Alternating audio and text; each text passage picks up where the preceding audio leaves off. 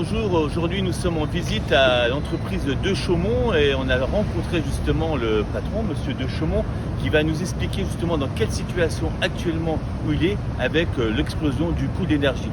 Et sans plus attendre, je laisse la parole à monsieur de Chaumont. Bonjour, donc fonderie de Chaumont, 150 personnes basée à Muret, une fonderie de fonte essentiellement dans les pièces de voirie et le mobilier urbain. Nous consommons 11 gigas d'électricité par an, donc une industrie qui consomme beaucoup d'électricité avec un process extrêmement optimisé. Aujourd'hui nous avons des coûts énergétiques qui explosent littéralement pour l'année prochaine.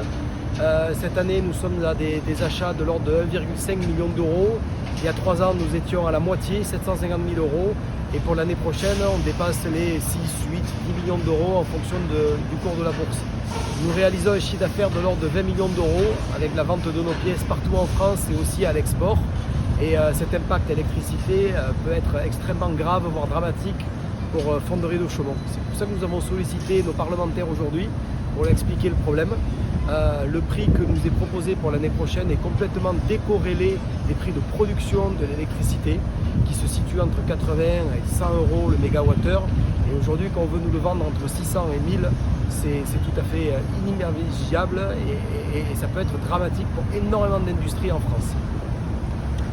Merci pour cet entretien, pour cet accueil, surtout mettre l'accent sur justement ce qui vient d'être pointé. Si une entreprise ferme en France, il est toujours très difficile, voire même impossible de rouvrir une usine.